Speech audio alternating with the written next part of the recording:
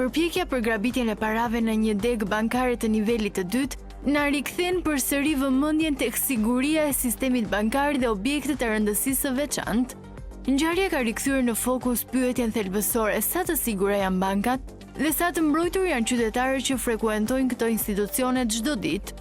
Sot degët bankare funksionojnë në një regjim të rrep sigurie, ku teknologjia luan një rol kyç, kamera me montim 24 orësh, sisteme alarmi të lidhura drejt për drejt me strukturat e rendit, dyer të blinduara me akses të kontrolluar dhe kasaforta me kodim të shumëfisht janë pjesë e standardit të sigurisë.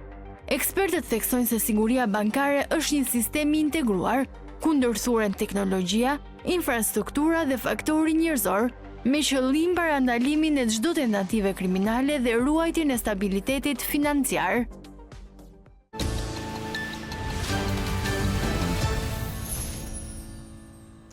Pikërisht përpjekja për të grabitur një filiale të një banke të nivelit të dytë në Tiranë gjatë ditës së djeshme që tërhoqi vëmendjen e opinionit publik është temë që do të diskutohet në rubrikën në vazhdim me ekspertin e njohur të çështjeve të sigurisë, zotin Faik Basha, cili turoi mirëseardhje në programin Mëngjes Shqipëri. Mirëseardhje.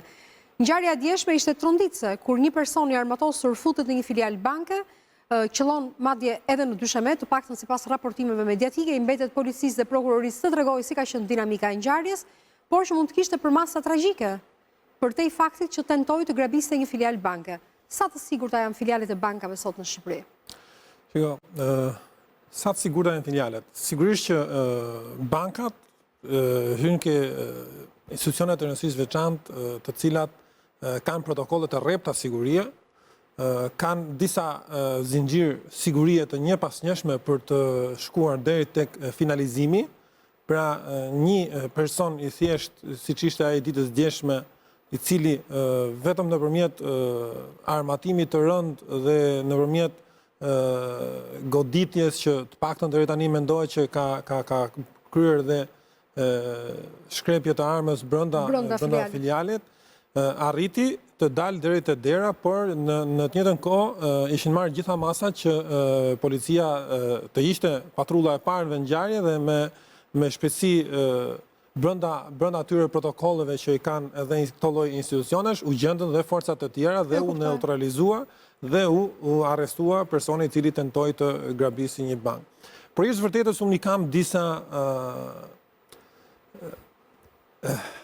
elemente të cilat dua t'i them në lidhje me pjesën e bankave. Bankat janë institucione me risk të lartë. Sigurisht. Pasi është i vetmi vend ku gjenden para me shumicë. Për para luftojnë të gjithë. Themi se nuk është ndonjë sekret, themi që banka ka para me shumicë. Ka depozita të veta bankare. Bankat e nivelit dytë mbledhin parat dhe në çdo kohë mund gjesh para aty.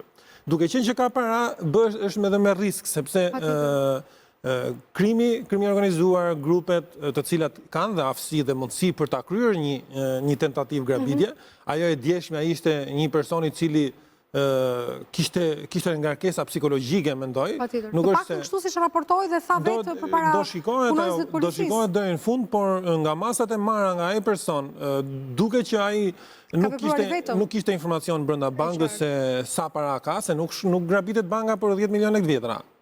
Është shmenduri, sepse zakonisht grupet të cilët organizojnë grabitjet e bankave kanë informacione për 1 milion e përtej euro, sepse nëse do shkosh 5 veta minimalisht që duhet një grup për të grabitur i bank me 9 milion lekë as një rrogë mujore, nuk i bie që me... Pra, është risku lart dhe nuk ashtu. Dje ishte një çmenduri e një personi i cili për nga rrezikshmëria është shumë herë më i rrezikshëm se sa një grup i cili i strukturuar kriminal, pasi grupet strukturuar kriminal kanë parsore grabitjet dhe e kanë dhe parsore që mos të lënë dëme njerëzore, sepse e din që pasojat do jenë shumë të rënda. Nëse kapen më vonë, do vuajnë dënimin e grabitjes, por shmangin dënimin e përjetshëm që mund visi pasojë e përplasjes. Plagosin apo vrasin e dikujt brenda. Bëj një ulumtim, bëj një rikondicion, po themi, të gjithë të grabitjes. Rikondicion është fjala e dur, se studim është shumë një kondicion. Nivel të lartë akademik. Njëri kognicion, po. Grabitësit e banka ka treguar që gjithmonë kanë nivel të lartë informacioni, por edhe përgatitje, por edhe kanë intelektual brenda, sepse përfshihen drejtues bankesh, përfshihen ekonomist, përfshihen inxhinier, sepse bëhet fjalë për të bërë shpërthime të telekomanduara, pra kanë, po nuk po flas për grabitje që siç ishte ditës djeshme, po ato të cilët tentojnë të grabisin banka që janë kriminalizuar. Kur bankat bëhen objekt tundues për ata të cilët shkojnë drejt idesë së grabitjes. Gjithë kemi qenë nëpër banka. Dhe i pari i cili reagon është Roja Security, i cili është tek hyrja, i cili bën dhe kontrollin fizik të çdo personi, i cili nuk është personel i bankës. Dhe i kemi parë që janë në mosha të mëdha. Kjo vjen për shkak të pagesave. E kuptoj. Pra pagesa nuk është atraktive, që aty kanë njerëz. Në banka, të gjithë punojësit janë ato të cilët kanë mbaruar shërbime ose në ushtri, ose në polici, ose në shërbime të tjera dhe nuk kanë më fuqi fizike dhe pastaj kalojnë edhe për t'ju afruar edhe pensionit dhe shkojnë nëpër banka. Ndërkohë që bankat janë niveli më i lartë i riskut në vend. Qartë. Një faktor që mungon. Tjetër. Kjo është kryesorja. Pastaj pjesa tjetër besoj që është organizuar. Pra, protokollet janë shumë të qarta, janë shumë të rrepta dhe janë shumë të sigurta. Nëse edhe funksionojnë. Në banka unë ta them sepse merrem çdo ditë me bankat edhe di shumë mirë. Përveç këtij elementi ku pagesa për punojësin dhe kompanitë të cilat rekrutojnë punonjës e kanë shumë të vështirë të gjejnë punojës të niveleve që i duhen për të menaxhuar një siguri të asaj, sepse punojësi i bankës do rri 8 orë në këmbë. Patjetër. Pra një i moshës 55-60 vjeç nuk i ka mundësitë që qëndrojë. Fizike që të qëndrojë në këmbë, tani jemi realist para se kjo është. Një djalë i ri 30 vjeç nuk të vjen me 400.000 lekë, 500.000 lekë vjetra në punë. Kështu që ky është ai vetmi zinxhir i cili çdon. Ndërsa protokollet e tjera të sigurisë janë marrë masat në mënyrë perfekte për të funksionuar dhe dje ka treguar që ka funksionuar. Stafi është i përgatitur i bankës, është i përgatitur për të vetë mbrojtur, është i përgatitur për të menaxhuar situatën në kohë kur është përballë presionit apo kur gjendet përballë një sulmi. Di se çfarë duhet bëj, kë duhet njoftoj sallat të cilët janë salla që monitorimi që nuk janë brenda bankës, por janë jashtë bankës, gjë e cila u jep mundësi që mos të përfshihen drejt për drejt dhe veprojnë në mënyrë të pavarur. Kemi kompaninë security i cili merr masa që në një kohë të shkurtër duhet të jetë prezent, policia e shtetit që brenda 3-4 minutave gjendet në çdo bankë në rast se kërkohet ndihmë. Kështu që protokollet e sigurisë janë goxha të strukturuara, janë funksionale. Të vetmin dobësi që unë e shikoj dhe patjetër që duhet merren masa sepse vetëm për një element të dobët të sigurisë, ne rrisim ambicjen e njerëzve me rekorde kriminale të cilët mundohen nga ideja për të grabitur. Rasti i djeshëm ka qenë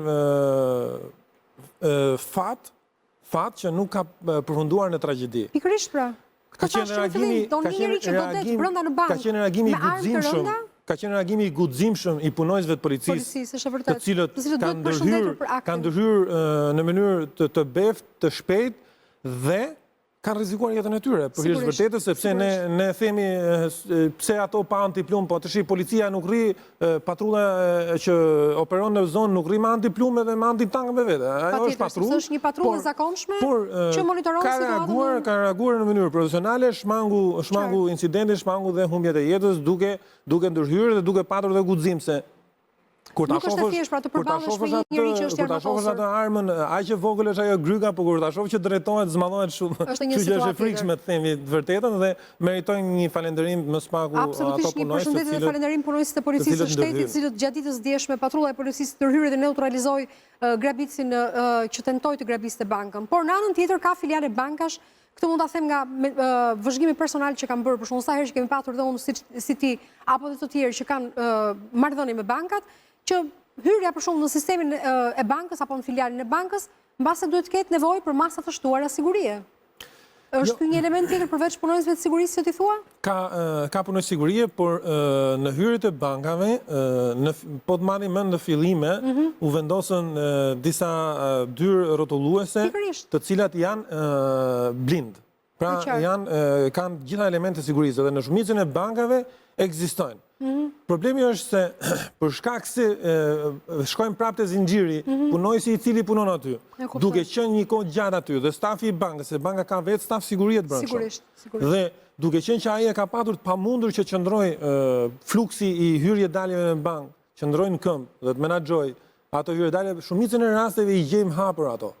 Nuk ka nevojë fare që nuk ekziston më kjo dera e blinduar që të vinë dhe hapet me vështirësi. Është element siguri i cili është shkelur nga protokolli. E kuptoj. Dhe duhet merren masa të rikuperohet sepse pra duke thyer një element sigurie, thyejm tjetrin dhe thyen elementin sigurie. Shënohet protokolli i sigurisë. Thyen në zinxhir pastaj. Një pas tjetrin dhe thyen element sigurisë. Kështu që duhet patjetër që të merren masa sporteli përballë me klientin i punojëses me klientin duhet jetë me xhama të blinduar, që mos i krijojë hapësirë mundësi, duhet një stre brenda sportelit ka hapësira që të krijohet një stre për rast momenti, siç ishte edhe rasti i djeshëm, duhet pra në momentin që ai afrohet te banaku aty ku te sporteli, punojësi jap xhamin e ka.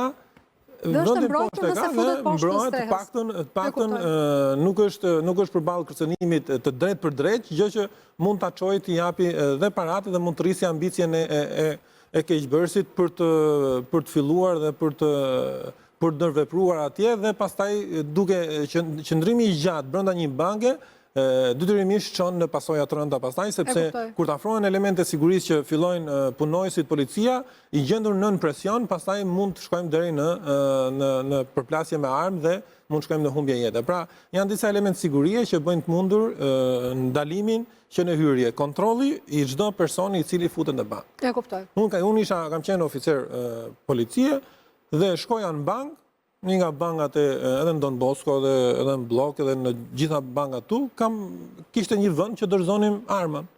Kohë të fundit, për hir të vërtetës, nuk e kam parë. Dhe kjo është një element tjetër shtesë. Prandaj ne flasim dhe diskutojmë në edhe hyrja me dy armë të rënda brenda bankës, pra tregon që diçka nuk ka funksionuar. Është ndryshe kur vjen nga jashtë me armë ku e ka bërë prezente, duket dhe e merr situatën nën kontroll në atë moment, po prap janë elementë sigurisë që bllokojnë hyrjen brenda bankës. Kështu që gjithmonë ka një çedim ku bëhen gjëra të tilla. Ka gjithmonë një vend të vogël aty kur rrshqet situata dhe duhet rikuperuar dhe duhet përmirësuar.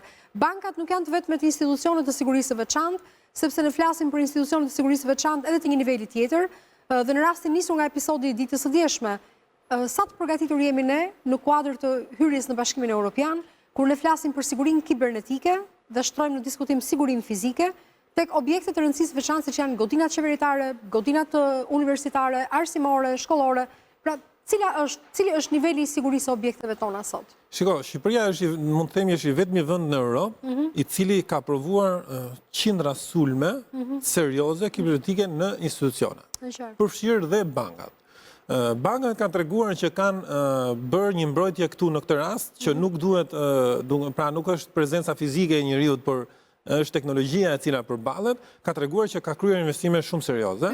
Dhe i kanë bizotruar dhe bankat nuk patën asnjë lloj problemi nga këto sulme. Institucionet shtetërore patën probleme, ne i pam se si arritën të thyhen, por pas këtyre sulmeve... Pas sulmeve të para 3 viteve, Shqipëria është në nivele shumë të ulta jo të goditjes, por nivele shumë të ulta nëse mund të çedojë një sulm kibernetik apo jo. Sepse ka marrë masa të forta, sepse ne e provuam një luftë të kësaj natyre dhe për shkak të kësaj janë marrë masa dhe është vepruar në mënyrë korrekte me qëllim që të forcohen këto element sigurie të cilat bëjnë të mundur të mos thyhen.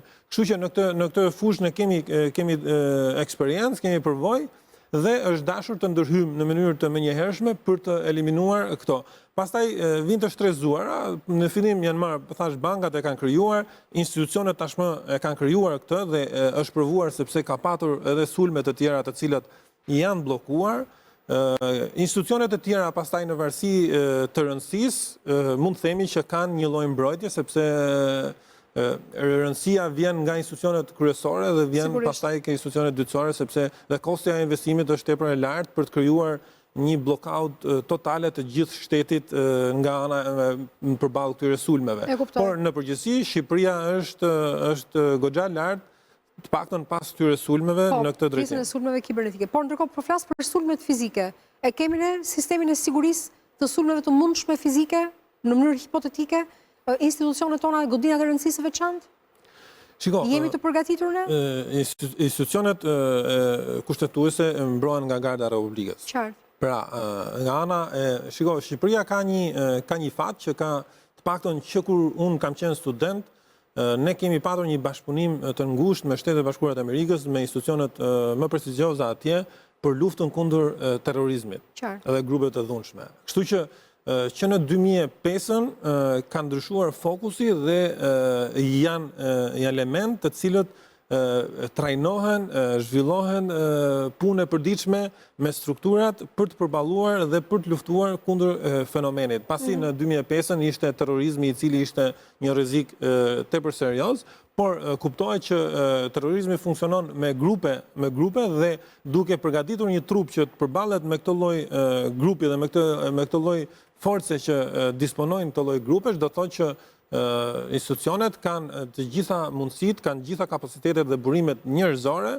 dhe kanë gjitha strategjitë për të përballur kundër këtyre sulmeve, për shkak se ka qenë në fokus të institucionet sigurisë, është punuar fort në këtë drejtim dhe kanë fituar goxha eksperiencë dhe mund të themi që Shqipëria si një vend i vogël në këtë lloj luftrash ka edhe një eksperiencë të gjatë edhe si shtet, ne kemi mbi 10.000 trupa të cilët kanë kryer misione jashtë vendit, paqëruese, por që kanë pas janë përgatitur, do të thuash. Po, që kanë pas fokus luftën kundër terrorizmit, sepse gjithmonë trupat tona nuk kanë kryer luftë përballje frontale me një ushtri tjetër, por gjithmonë përballë është dashur të ruhen nga grupet terroriste të cilët funksionojnë në mënyrë të fshehtë, të beftë dhe me armatim të rëndë. Kështu që kjo është e rëndësishme, pra ne kemi një aset burime njerëzore të kualifikuara. Kemi burime njerëzore, por lind nevoja që këto burime njerëzore të përdoren sepse shumica e tyre për hir të vërtetës po punojnë të shkëputura në punë private,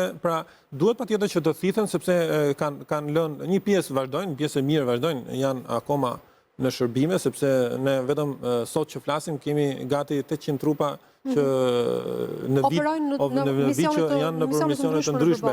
Pra, këto janë pasuri të cilat nëse shfrytëzohen mirë, ndërtojnë një zinxhir sigurie të mjaftueshëm për të përballuar çdo lloj kërcënimi ndaj gjitha institucioneve të rëndësisë veçantë që ka vendi ynë. Pastaj me zhvillimin edhe të teknologjive lind nevoja që të shtohen pajisjet inteligjente, të shtohen mbrojtja kundërajrore me dron, pra të dronët për të mbrojtur institucionet e veçanta, siç janë aeroportet, bankat, institucionet qeveritare, dhe pastaj mbrojtja më e lartë që fillon te digat energjetika, janë mbrojtje ushtarake, pastaj që kalojnë nivele të tjera. Megjithatë, mësimi nga dita e djeshme besoj është marrë nga institucionet bankare. E dua shkurt përgjigjen. Unë besoj që ka qenë një tregues i qartë që ku që don ky zinxhir. Kanë bërë një punë të shkëlqyer në gjitha drejtimeve, kanë dhe këtë element i cili vërtet ka një kosto, por ajo kosto duhet të kryesisht ato që merren me para nuk e vlerësojnë burimet njerëzore në drejtim të sigurisë, sepse mendojnë që kanë paranë dhe thonë mund ta afrojmë sigurinë pa para, po duhet shpenzuar pak para për të krijuar një siguri të fortë dhe për të bërë që punojësit të punojnë në komoditet. Nuk është vetëm përzgjedhja e CEOs apo përzgjedhja e artarëve apo përzgjedhja e ekonomistëve të mirë, por duhet të shpenzuar pak para që këto punojës që ti me zor i ke mbledhur dhe i ke bërë bashk, të krijosh kushte që të punojnë të qetë nga ana psikologjike. Thoshte një shprehje në Romën e lashtë, nëse do paqen përgatitur për luftë, nëse duhet të mbrosh parat, duhet të shpenzosh para për të mbrojtur ato. Faik, faleminderit shumë që ishe sot me programin Mëngjes Shqipëri dhe ecim më tej me të tjera rubrika.